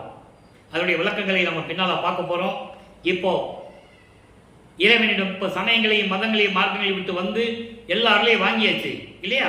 அதுக்கு முன்னால் அவருடைய இருந்த நிலையை உலக மக்களுக்கு சொல்லணும். திடீர்னு சொன்னால் உலக மக்கள் ஏற்றுக்க மாட்டாங்க. அதனால் தான் அனுபவித்ததை, தன்னுடைய அனுபவத்தை சமயங்களிலும் மதங்களிலும் மார்க்கங்களிலும் சிவபெருமானை இறைவனாக ஏற்றுக்கொண்டு அந்த நெறிகளை பின்பற்றி கொண்டிருக்கும் போது இவருடைய நிலை என்ன? அப்போ சமய மார்க்கம், மத மார்க்கம், மற்ற மார்க்கங்களுடைய நிலை என்ன, சுத்த சன்மார்க்கத்துடைய நிலை என்ன, இந்த வேறுபாடுகளை உலக மக்களுக்கு சொல்லணும். அதை சொல்றாரு பதிகம் 7, பிறப்பு அவம் பொறாது பேதுறுதல். நான் ஏன் பிறந்தேன், இந்த பிறப்பு எதுக்கு, அப்படி என்ற ஒரு மனநிலையை இறைவனிடம் முறையீடு செய்கிறார். அதை உலக மக்களுக்கு விளக்குகிறார். தவம் புரியேன், தவம் புரிந்தார் தம்மை போல நடித்து தருக்கின்றேன். எனக்கெல்லாம் தவம் பண்ண தெரியாது, தவம் பண்ணுகிறது போல நடித்து, அப்படி நடித்து நான் ஆணவத்தோடு இருந்தேன். தருக்கின்றேன் செருக்கோடு ஆணவத்தோடு இருந்தேன். எப்போ? சமயங்களையும் மதங்களையும் மார்க்கங்களையும் சார்ந்திருந்த போது. உணர்ச்சி இல்லா சடம் போல இருந்தேன், செத்த பெணம் போல. உணர்ச்சி இல்லாத சடம் என்ன பெணம், அவனுக்கு ஒன்றுமே தெரியாது. அந்த மாதிரி நான் இருந்தேன். அப்போ பவம் புரிவேன், பாவங்களை செய்து கொண்டு கமரிடை பால் கவிக்கும் கடையேன். கமரிடை பால் கவிக்கும் கடையேன். அடுப்பங்கரையில் பால் பாத்திரத்தை பூனை கவிச்சு விட்டா எப்படி இருக்கும்? பூனை உருட்டி விட்டுரும், பால் செதறி போகும். அந்த மாதிரி நிலையில் நான் இருந்தேன். அவம் புரிவேன், தீயவைகளை செய்து கொண்டிருந்தேன். அறிவறியேன், அறிவில்லாமல் இருந்தேன். அன்பறியேன், அன்பு இல்லாமல் இருந்தேன். நல்லா கவனிக்கணும், இந்த வரியை ஏன் சொன்னாரு? அறிவில்லை, அன்பில்லை, ஏன் சொன்னாரு? அங்கே சமயங்களிலும் மதங்களிலும் மார்க்கங்களிலும் இருக்கும்போது அந்த நிலைகள், உயிர் நேயம், உயிர் இரக்கம் எங்க வரும்? அன்பு எப்போ வரும்? சுத்த சன்மார்க்கத்தில் தான் வரும். அதனால சொல்றாரு, அந்த நிலையில் நான் இருந்தேன். அன்பால் ஐயா நின் அடியார்தற்கு அணுத்துணையும் உதவேன். அருப்பெருஞ்சோதி ஆண்டவரே உன் அடியார். இங்கே அடியார் என்பது சாதுக்கள். சாதுகளுக்கு உதவி செய்யணும் கூட என்னால் தோணல, என்னால் முடியல. நவம் புரியும் உலகிடை, இந்த புதுமையான உலகத்தில், நவம் புரியும் உலகிடை என்பது இந்த புதுமையான உலகத்தில் நான் ஏன் பிறந்தேன் கேட்டாரா? அதை நீ விலைக்கு சொல்லணும். இது வரைக்கும் நீ சொன்ன, நான் வறுமைக்கு உற்றவன் சொன்னேன், எல்லாரையும் கொடுத்த, நான் இல்லைன்னு சொல்லலை. அப்போ நான் ஏன் இங்கே வந்தேன், அந்த நிலையை நீ விலைக்கு சொல்லணும் எனக்கு. ஏன்னா நான் மக்களுக்கு சொல்லணும்ல, நீ சொல்லணும். ஞான நடத்து இறையே, அங்கே சுத்த சிவஞான வெளியிலே அருள் நடனம் செய்து கொண்டு திருவிளையாடல் செய்து கொண்டிருக்கின்ற அருட்பெருஞ்சோதி ஆண்டவரே, எனக்கு நீ சொல்லணும்னு சொல்றாரே, அதற்கு பதில் அவர் எப்படி இருந்தார் என்பதை பிள்ளை பெரு விண்ணப்பத்திலே 20வது பதிகத்திலே 71வது பாடல். இந்த உலகத்தில், புதுமையான இந்த உலகத்தில் நான் ஏன் பிறந்தேன், எனக்கு ஒரே அதிசயமா இருக்கு, உன் மனசுல என்ன நினைச்சிட்டு செஞ்சத இப்போ வந்து கேட்கிறார் அவர். அதுக்கு பதில் அடுத்த பாடலில் வருது பாருங்க. கைதளத்து ஓங்கும் சொல்லிட்டாரா. கைதளம் என்பது இந்த பொய்யான உலகியல் வாழ்க்கையில், இந்த பூமியில எல்லாம் என்ன நடக்குது, பொய்யான வாழ்க்கை நடந்துகிட்டு இருக்கு. அப்போ இந்த பொய்யான உலகிலே இருக்கும்போது என்னை வருவிக்க செய்து ஒரு தாயின் கருவறையிலே, இதான் விளக்கம். இது சூட்சமமான விளக்கங்கள் மக்களுக்கு சொல்லணும். பொய்யான உலகம் என்ன சொல்றது, ஒரு தாயின் கருவறையிலே நிற்க வச்சு இந்த பொய்யான உலகத்தில் வருவிக்க செய்து, அதன் பிறகு சுத்த சன்மார்க்கத்தை கொடுத்து கனியில் சொல்றாரு பாருங்க. கனியில் தான் சுத்த சன்மார்க்கத்தை கொடுத்து அன்போடு என்னுள்ளே கனிந்த, அன்போடு என் உள்ளத்தில் கலந்து கொண்ட என் கலை கண் நீ அல்லையோ, என் கலை கண் நீ அல்லையோ, என்னுடைய அடைக்கலம் நீதானே. கலைக்கண் என்பது அடைக்கலம். துன்பங்களை எல்லாம் நீக்கி எனக்கு அடைக்கலம் கொடுத்தது யார், நீதானே. நீ அல்லையோ. மெய்தளத்து அகத்தும் புறத்தும். மெய்தளம் என்பது பேரின்பமான ஒரு நிலை. அந்த பேரின்பமான நிலையில் என் அகத்தும் புறத்தும் விட்டு அகலாத மெய்யன் நீ அல்லையோ. மெய்யன் என்பது அருட்பெருஞ்சோதி ஆண்டவர். எப்படி சொல்றார் பாருங்க. இந்த பொய்யான உலகத்தில் என்னை எனக்கு வர வச்சு சுத்த சன்மார்க்கத்தை கொடுத்து என் உள்ளத்திலே கலந்து என்னை ஆட்கொண்டவன் யாரு, எனக்கு அடைக்கலம் கொடுத்தது யாரு, நீதானே. அதே போல என் பேரின்ப நிலையில் என் அகத்தும் புறத்தும் கலந்து விட்டு அகலாத அருட்பெருஞ்சாண்டவர் நீதானே. அதை அகவலிலே சொல்வார் அன்பரே. எம்மை என்னும் என்னை விட்டு இறையும் பிரியாது. எந்த காலகட்டத்திலும் எந்த சூழ்நிலையிலும் என்னை விட்டு பிரியாமல் இருந்து தாயும் தந்தையுமாக விளங்கிக் கொண்டிருக்கின்ற இறைவன் அருட்பெருஞ்சோதி என்று சொல்லுவார். அதான் இங்க சொல்றாரு. அப்படி என்னை விட்டு அகலாத மெய்யன் நீ அல்லையோ. மெய்யன் என்பது இயற்கை உண்மை விளக்க கடவுளாகிய அருட்பெருஞ்சோதி ஆண்டவர் நீ அல்லவா. எனது பையல் தீர்த்து, எனது துன்பங்களையும் துயரங்களையும் எல்லாம் தீர்த்து, எப்ப தீர்க்கிறாரு, சுத்த சன்மார்க்கத்தை கொடுத்த பிறகுதான். மகனை 32 வருஷமா அலைய வச்சுட்டு அதன் பிறகு சுத்த சன்மார்க்கத்தை கொடுக்கிறாரு. அதை தான் சொல்றாரு. பையல் தீர்த்து 32 ஆண்டுகள் வரையிலும், அதை ஒரு பாடல்ல சொல்லுவார் மெய்யர்கள் வியப்புல. 12 ஆண்டு தொடங்கி இற்றைய பகல் வரை, 12 ஆண்டு தொடங்கி 32 ஆண்டுகள் வரையும், அந்த 20 வருஷம் இருக்க நான் இந்த படியில் பட்ட பாடு என்பது இந்த பூலோகத்தில் நான் பட்ட துன்பம் இருக்கே, இதை கேட்டா கல்லும் கரையுமே, இரும்பும் உருகுமே. எவ்வளவு அருமையான பாடல்கள் நம்முடைய திருவருட்பாவிலே, எவ்வளவு உண்மைகள். மக்கள் இதை சொன்னது யாரு? அதனாலதானே மக்களுக்கு தெரியாம போச்சு வள்ளலார் யாருன்னு. வடலூர்ல சோறு போட்டுட்டு இருக்காருன்னு தான் சொன்னாங்க, அவ்வளவுதான்.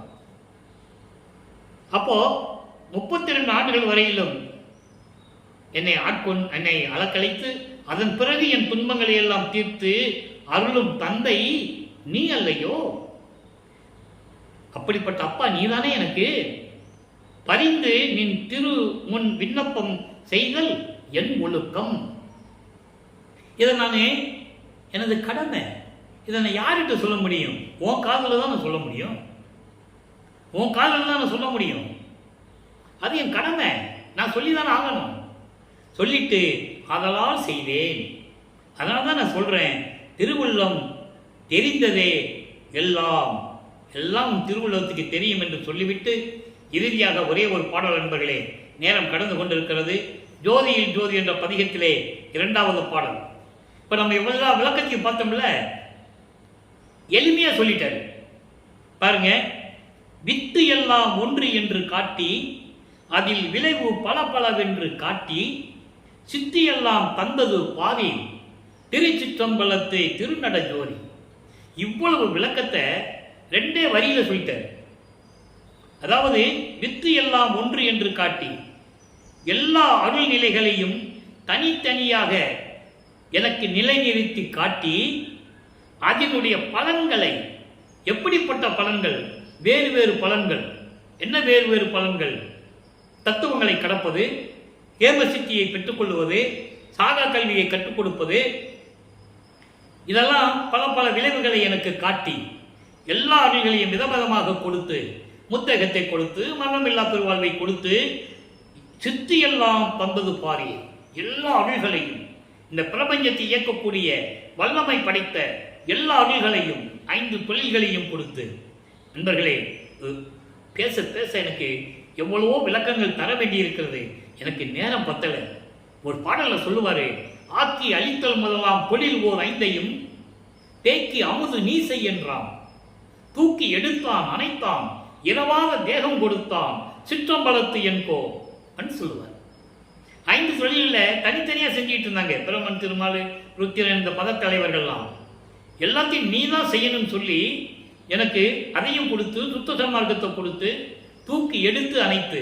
அப்படின்னு என்ன அர்த்தம்? சமயங்களையும் மதங்களையும் மார்க்கங்களையும் விட்டு நீக்கி தூக்கி எடுத்து என்னை அணைத்து இரவாத தேகம் கொடுத்தான். சுத்த சன்மார்க்கத்தை வாங்கினதுனால இரவாத தேகம் கொடுத்தான். அதனால தான் பெருமான் சொல்றாரு, நீங்கள்லாம் சுத்த சன்மார்க்கத்தை வாங்க, மரணமில்லா பெருவாழ்வில் வாழ்ந்திடலாம் கண்டீர். ஞானசரியை விளக்கம் சொல்லும்போது நமக்கு அங்கே வரும். அதெல்லாம் பெண்டிங்கில் இருக்கு. ஞானசரியை, கொடிப்பாட்டு, பேருபத்தியசம் எல்லாம் பெண்டிங்கில் இருக்கு. ஏன்னா வல்லப்பமானவர்கள் இப்போ தர்மசாலையில் இருக்கிற வரைக்கும் தான் நம்ம பேசிக்கிட்டு இருக்கோம், திருவிளையாடலை சொல்லிக்கிட்டு இருக்கோம். இதை விட்டு போகும்போது, மேட்டுக்கு போகும்போது அந்த நிகழ்வுகள்லாம் உனக்கு வரும். ஆக சுத்த சன்மார்க்கத்தில் இருந்தால்தான் மரணமில்லா பெருவாழ்வு கிடைக்கும் என்பதை தெளிவாக நம்ம கல்வி இருக்கிறார்கள். சித்தியெல்லாம் தந்தது பாரி திருச்சிற்றம்பலத்தை திருநட ஜோதி. திருச்சிற்றம்பலத்தில் திருநட ஜோதி என்பது சுத்த சிவஞான வெளியில் இருந்து கொண்டு திருவிளையாடல் செய்து கொண்டிருக்கின்ற எனது தந்தையை அருப்பறிஞ்சது ஆண்டவர் தான் எனக்கு எல்லாமே கொடுத்தது என்ற நிலையை தெரிவிக்கிறார். எனவே அன்பர்களை, இன்று பார்த்த திருவிளையாடலுடைய சாராம்சம், இந்த பதிவு உங்களுக்கு புரிந்திருக்கும் என்று நான் கருதுகிறேன். நீங்களும் சுத்த சன்மார்க்கத்தில் இணைந்து கொலையும் புலையும் தவிர்த்து சைவ நெறியில் இருந்து கொண்டு இறைவன் ஒருவனே, அவன் அருப்பெருஞ்சோதி ஆண்டவர், தீப ஒளி தீப வடிவத்தில் ஒளி வடிவத்தில் இருக்கின்றார் என்ற நிலையை ஏற்றுக்கொண்டு தீபத்தின் முன்னால் அமர்ந்து கொண்டு அருப்பெருஞ்சோதி அருப்பெருஞ்சோதி தனிப்பெருங்கண்ணை அருப்பெருஞ்சோதி என்ற மகாமந்திரத்தை உச்சரித்து, மகாமந்திரத்தை சொல்லி இறைவனுடைய அருளையும் செல்வங்களை எல்லாம் பெற்று இந்த வையகத்தில் நீங்கள் வாழ்வாங்கு வாழ வேண்டும், நுடுவொளி வாழ வேண்டும், நோயற்ற வாழ்வில் வாழ வேண்டும் என்று இறைவனுடைய தயவாலையும் கருணையாலையும் இந்த வள்ளலார் ஊழியன் உங்களை வாழ்த்தி விடைபெறுகிறேன். மீண்டும் நாளை சந்திப்போம். நன்றி, வணக்கம். அருப்பெருஞ்சோதி அருப்பெருஞ்சோதி தனிப்பெரும் கருணை அருப்பெருஞ்சோதி. நாளையும் இறைவனுடைய திருவிளையாடல் தொடரும். கண்டு மகிழ்ந்து இறைவன் அருளை பெற்றுக் கொள்ளுங்கள்.